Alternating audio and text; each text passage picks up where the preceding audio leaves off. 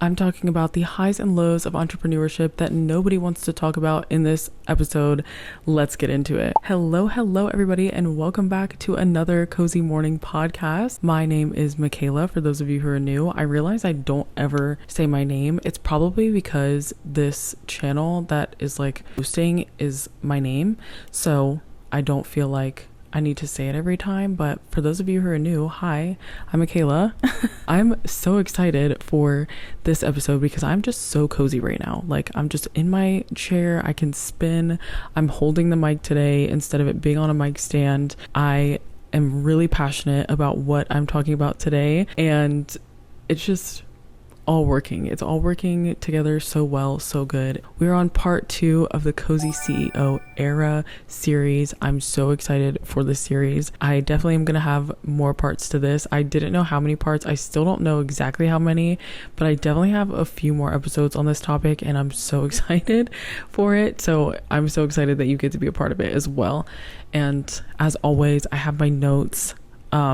I do have to like lean forward a lot for it because I'm sitting crisscross and my table is so far away. I don't know why I did that, but it's fine. We're talking about the reality behind the romanticized version of entrepreneurship. I love romanticizing my life. Okay, I love it. I love the fact that I can be like, I work from home, I'm a cozypreneur, I'm a cozy CEO, entrepreneur, I run my own business. It's so fun to say those things, and it's so amazing to have the opportunity. So I want to show you a couple of videos of other people who have romanticized their entrepreneurial.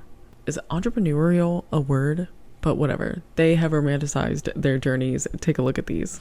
Sometimes I totally take for granted the fact that I have an online business and that I'm an entrepreneur and that I get to set my own schedule and roll out of bed whenever I want and make my own meetings and really just make my own rules. I sometimes completely forget that majority of the world doesn't live like this. Something will happen, or someone says like, oh, I can't do that because I have work, or oh, I can't take off, or whatever. And it just makes me feel so incredibly grateful that I don't have to ever say that. You know, very rarely, of course, sometimes I'll have things where I'm like, oh, I can't get out of it. You know, I have to do that thing. But for the most part, I make the rules. I set the rules. And it's been so long now that I need to cherish it more. And I feel like, you know, obviously I'm an advocate for everyone creating their own business and becoming an entrepreneur so that they can have that freedom. It's amazing. Sure, being your own boss is cool. Working from home is cool. Having your own business and making money online is awesome. Making more than you made in corporate is awesome. But let's talk about the real perk of entrepreneurship. And that is being able to go to Target at 10 a.m. when no one else is there. So as you can see, people romanticize working for themselves for the smallest things, like going to Target at 10 a.m. where other people are at their 9-to-5 jobs, or they might be a little bit more grateful. Not saying that the girl from Target wasn't grateful, but they might be a little bit more grateful and just notice like, hey, I actually get to do the things that you can't. I can take off when I want.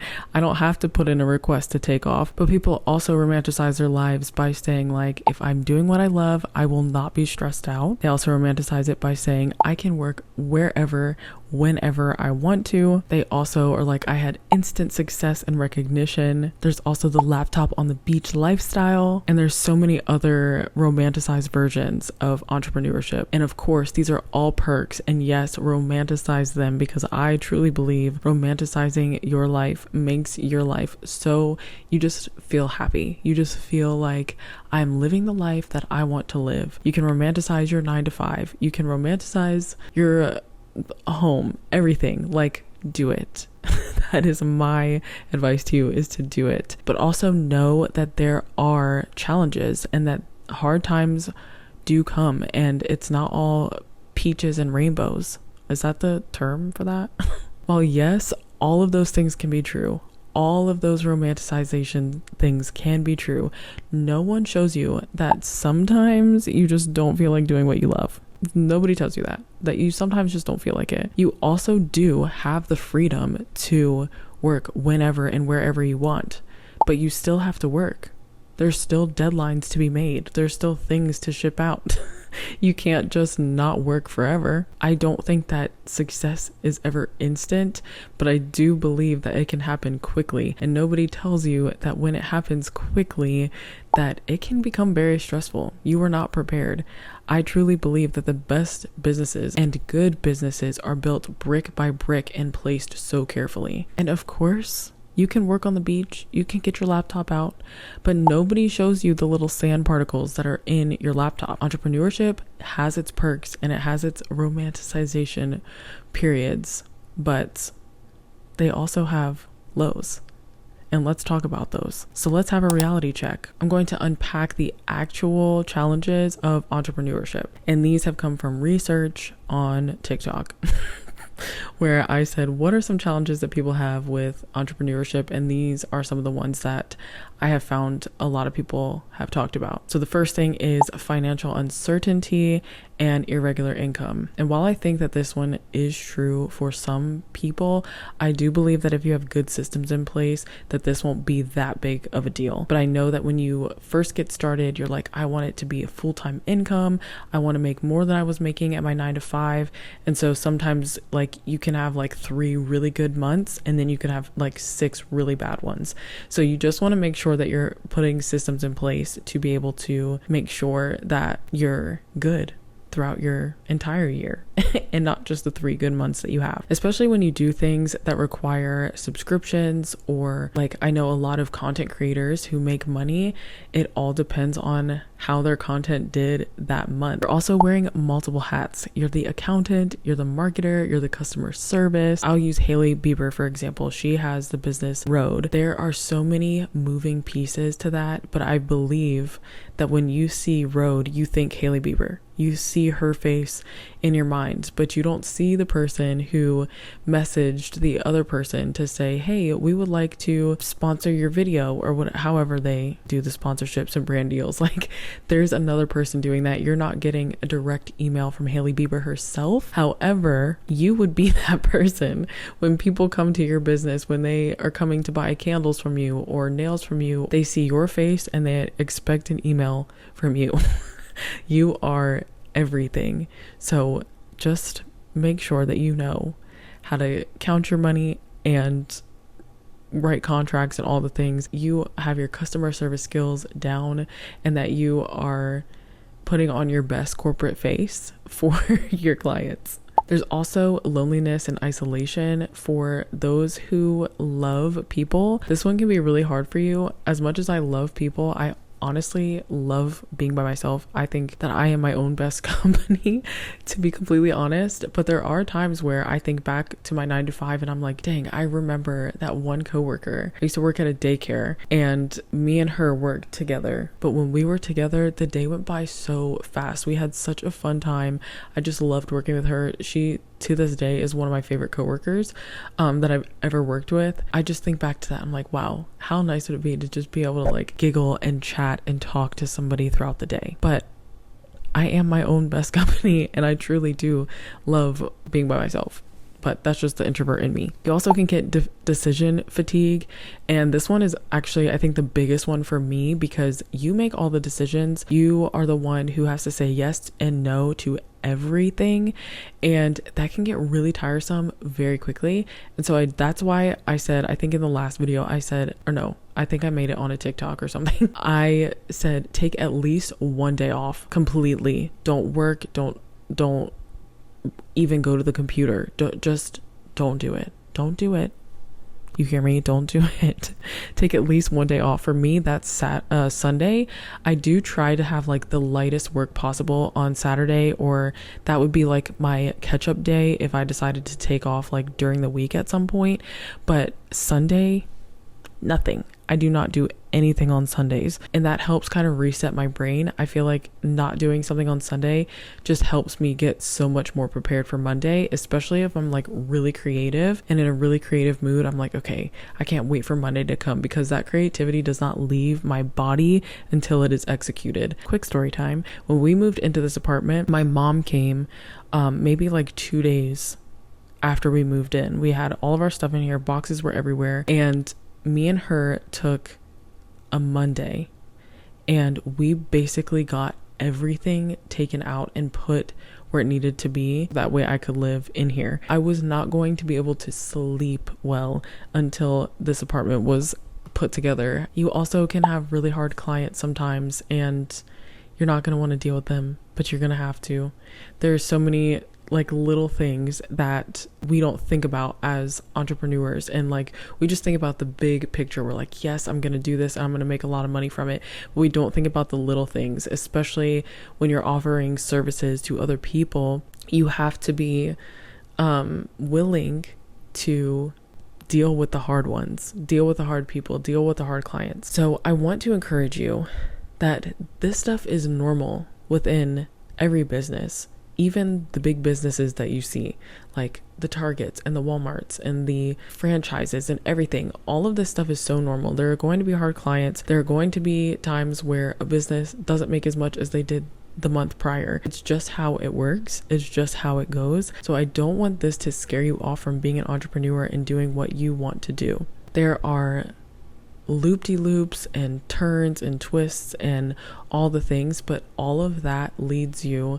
to be a better business owner. It helps you walk through difficult times, difficult challenges, difficult people, and it helps you to be able to grow in all of those areas. So let's talk about coping with these hard times. Okay, so my favorite thing about social media is the fact that you can meet other people. There are other entrepreneurs out there making content, or even just chilling, looking at other entrepreneurs and looking for a community of other entrepreneurs to talk to kiki with. And I just think that it's so cool. When I did nails, I was a part of this Discord group of other press-on artists, and we would actually do like FaceTime calls, or I guess it was just like a Zoom call, since there were so many of us.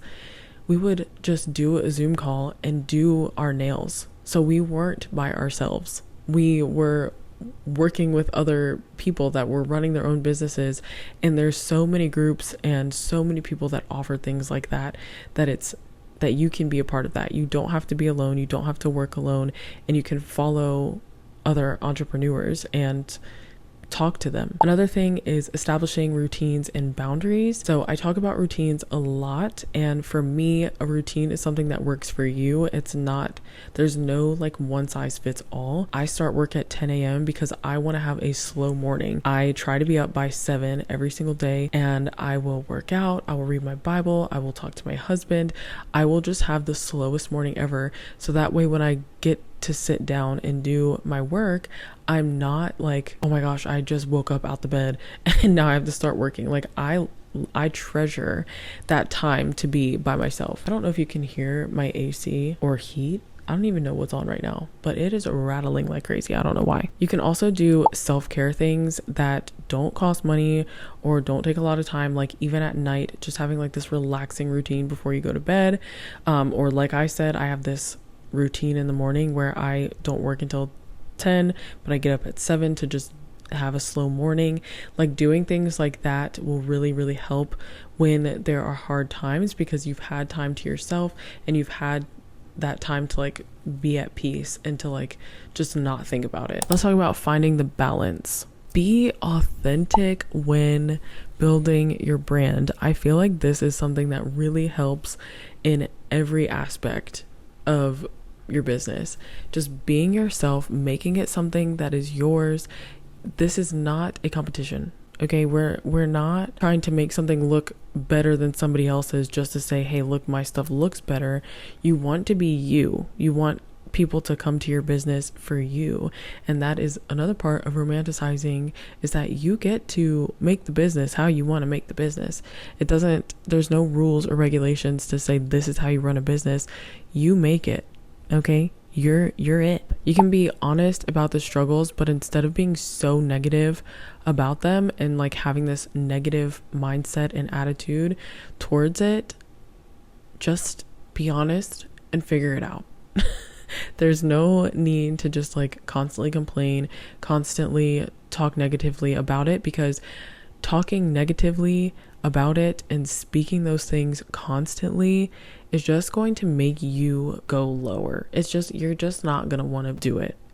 You can talk so negatively that you talk yourself out of the business, and that's just not what you want to do. You want to know, okay, hey, I do struggle with this, right? I do struggle with this. This is a struggle in my business, but I'm going to figure out how to overcome it. And of course, creating a sustainable approach to entrepreneurship in your business. Don't take on more than you can handle. If you can only make 15 candles a week, then only make 15 candles a week, especially if you're still working a 9-to-5 and trying to grow a business. Don't try to make your business right away be a 9-to-5 because you will burn out. I keep talking about the press on community because that was like one that I was in for a very long time, but there was somebody in there, actually a couple people that I would say, hey, this is how many sets I'm making this week, so make sure to book up before I run out. So just making sure that you are not taking on more than you can handle, and then also plan for the future. You could say like,